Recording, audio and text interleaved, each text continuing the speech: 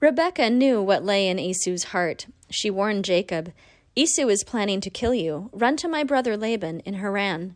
Stay with him until your brother's wrath cools. Esau is quick to anger, but he is also quick to forget. I could not bear to live if he were to kill you. You would be dead, and Esau would be driven from our camp forever. Why should I lose both my sons in a single day?" Jacob needed an excuse to explain his sudden departure. Rebekah went to Isaac and told him, "Behold, both our sons are old enough to be married. Where shall we find suitable brides for them? It would break my heart to see either of them, especially Jacob, marry one of the daughters of Canaan." "We will do as my father did," said Isaac. "I will send Jacob to Haran to choose one of your brother Laban's daughters as his bride. Esau will go to his uncle Ishmael." Isaac's plan was exactly what Rebekah wished.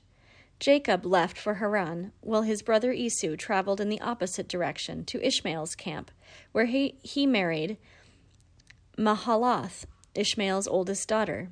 Together they had many children. Esau remained with Ishmael in the desert. In time he became the ruler of Edom, a great nation. Jacob followed the camel tracks that led to Padan Aram. One day he camped on a mountaintop in an empty place. The only sign that people had ever come this way was a pile of rough stones. Jacob took one of those stones and placed it under his head as a pillow. He closed his eyes and went to sleep. That night Jacob had a dream. He dreamed he saw a ladder reaching all the way to heaven. Scores of angels climbed up and down, ascending and descending. Yahweh stood beside Jacob and spoke to him. "I am Yahweh. Your grandfather Abraham worshipped me, as does your father Isaac. I give this land where you now lie, as far as you can see, to you and your descendants. Your children will be as numerous as the dust of the earth. They will spread in all directions, to the east and west, to the north and south. Through you all the families of the earth will be blessed. I will always be with you. I will preserve and protect you and bring you back to this land. Never will I abandon you until all my promises are fulfilled." Jacob awoke from this dream, trembling with awe, for he had spoken with Yahweh face to face. "Holiness fills this spot," he exclaimed. "Yahweh dwells here. Here the gates of heaven rests on the earth." The mountain where Jacob spent the night was Mount Moriah, where Abraham had brought Isaac for his binding. Abraham had raised that pile of stones as an altar. The rock where Jacob had lain his head was the same one that supported Isaac when he lifted his eyes toward the heaven and saw the angels. As soon as the sun rose, Jacob took the stone from beneath his head and set it up as a pillar. He poured oil over it as a consecration. At that same time, he gave the place a new name. He called it Bethel, which means the place where God dwells. Jacob swore a vow before Yahweh. "If you will be with me and feed me, protect and clothe me, so that I may one day return to my father's house in peace, then you will be my God. I will dedicate my life to you and you alone.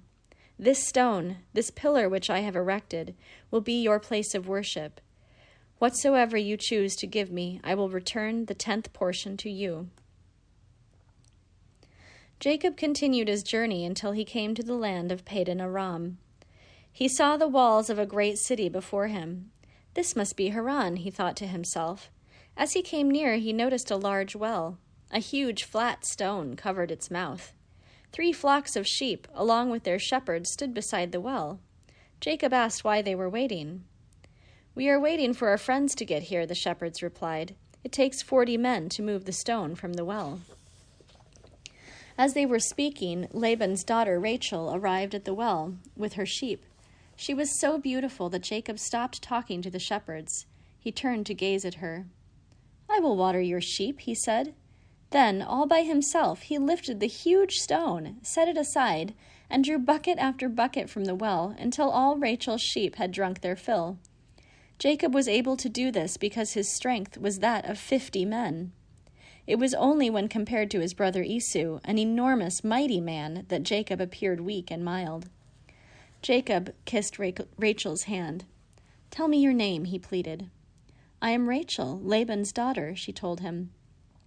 And I am Jacob, your cousin. Rebekah, my mother, is your father's sister." Rachel ran to tell her father the news. Laban came hurrying to meet Jacob. He embraced him several times around the waist, arms, and shoulders. There was more to Laban's embrace than love of family. Rebekah and Laban were as different as Jacob and Esau. Where Rebekah was kind and generous, Laban was selfish and greedy. He remembered the rich gifts that Eliezer brought to Bethel's house when he came seeking a bride for Isaac. Laban thought, Eliezer was only Abraham's servant, yet he came with 10 camels loaded with treasure. Jacob is Isaac's son. He must be bringing 100 camels. That was why Laban ran so fast to meet Jacob. Far from having 100 camels, Jacob did not even appear to own a donkey. This surprised Laban, but then he thought, Jacob has disguised himself as an ordinary traveler as protection from robbers. He must have diamonds and other precious gems hidden away in his clothes. As Laban embraced Jacob, he felt his waist, arms, and shoulders looking for hidden jewels. To his disgust, he found nothing. Laban would have preferred to turn Jacob away. It was not his custom to offer shelter to poor travelers. However, it was his duty as a kinsman to welcome Jacob, so he did. "Greetings, dear nephew. You must stay at my house. After all, are you not my sister's son? You are flesh of my flesh and bone of my bone." Jacob stayed with Laban for 1 month. He cared for Laban's flocks and fields as if they were her own, as well as doing whatever work was required. At the end of a month, Laban said to Jacob, "My neighbors are saying that I am taking advantage of you. Perhaps they are right. Even though you are my nephew, it is still not proper that you work for nothing. Tell me what you want for wages." Jacob knew exactly what he wanted.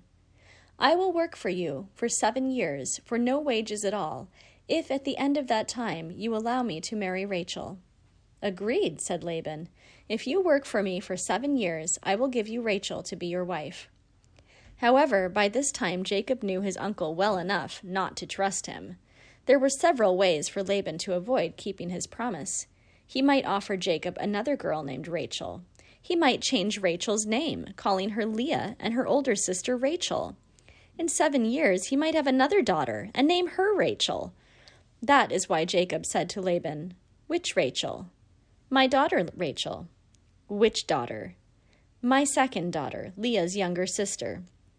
"Say it again, uncle," said Jacob.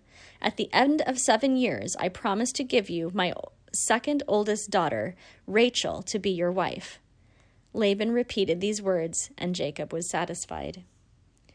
Rachel was astonishingly beautiful, and so was her sister Leah.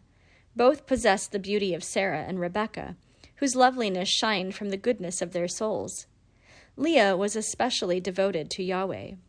When Laban tried to force her to marry a prince of Haran, Leah said she would rather die than marry an idol worshiper. For a time, Laban wanted to marry her to Esau. Leah wept so hard at the thought of marrying such a rough, violent person that she damaged her eyes. Yahweh took pity on her. He caused Esau to marry one of Ishmael's daughters. Though Leah remained nearsighted, Yahweh made her eyes so beautiful they outshined those of Rachel. Leah loved Jacob and would have liked to marry him, but she was not jealous of her sister. She was happy that Rachel had found such a kind man devoted to Yahweh to marry. Jacob served Laban for 7 years, yet so great was his love for Rachel that they seemed like 7 days. As Jacob's time of service was approaching its end, Laban spoke to his neighbor, the prince of Haran. "Our city has prospered during the past 7 years. Our wealth has grown, our flocks and herds have increased. Do you know why this happened? It is because of my nephew Jacob. Yahweh favors him.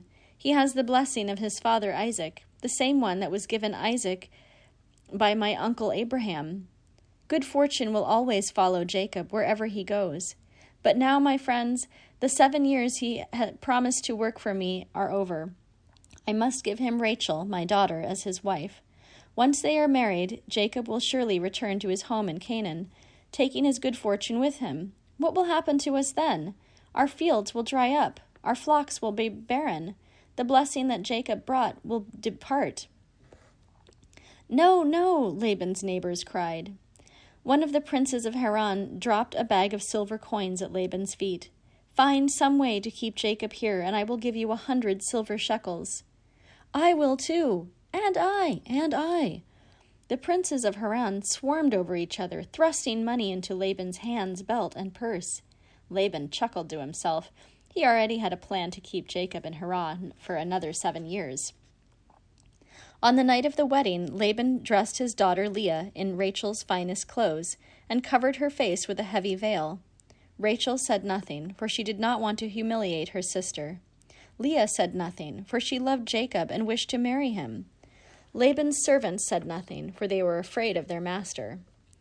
Only Rachel's handmaid, Bilhah, and Leah's handmaid, Zilpah, made any attempt to warn Jacob. They despised Laban for his treachery and feared Yahweh more than they feared him. The handmaids could not speak to Jacob directly. Laban was watching too closely. However, when Jacob asked them to dance for the company in honor of his bride, they took their tambourines and began to sing, "Hallelujah, hallelujah." What they were really saying was, "Ha, Leah, this is Leah." But the effort failed. Jacob's heart was too full of joy to allow any thought of suspicion. After the wedding ceremony, Jacob lifted his bride's veil. To his shock, he found himself facing Leah, not Rachel. He turned to Laban in anger. "I served you faithfully for 7 years. You promised me Rachel. Why did you deceive me?" Laban looked as astonished as Jacob. "Surely you are aware of the customs of Haran. The younger sister is never given away in marriage before the elder. Come now, Jacob, do not be angry. I will fulfill my vow. After Leah's wedding celebration is over, you may marry Rachel. It is good for sisters to live together as wives and companions. I will not ask much for giving you both my daughters, only that you serve me for another 7 years." So great was Jacob's love for Rachel that he agreed to serve Laban for 7 more years. This time Laban kept his word. After a week passed, he gave Rachel to Jacob as his wife. Jacob's and Rachel's hearts overflowed with joy. Only Leah was sad. While Jacob always treated her with respect and affection, she knew he would never love her as much as he loved her sister. Yahweh took pity on Leah. If she could not have Jacob's love, she would have his children. Within a year, Leah gave birth to a son. She named him Reuben. The next year, she had another son, whom she called Simon. The year after that, she had another son too. She called him Levi. Leah had one more son. She named him Judah. Meanwhile, Rachel had no children. Her sister Leah had given Jacob 4 sons, while she had none. "Why can't I have children?" she asked Jacob. "Yahweh decides who can have children and who cannot," Jacob told her. Rachel said, "If Yahweh does not wish me to have children, take my handmaid Bilhah as your wife. She can have children in my place." So Jacob took Bilhah as his wife to please Rachel. She bore him 2 sons. They named the first Dan and the second Naphtali. Leah also wished to bear more children for Jacob. She offered him her handmaid Zilpah. Zilpah bore 2 sons for Jacob, Gad and Asher. Then Yahweh favored Leah again. She bore 2 more sons, Issachar and Zebulun, and a daughter whom she named Dinah. At last, Yahweh blessed Rachel with a child of her own. She called him Joseph.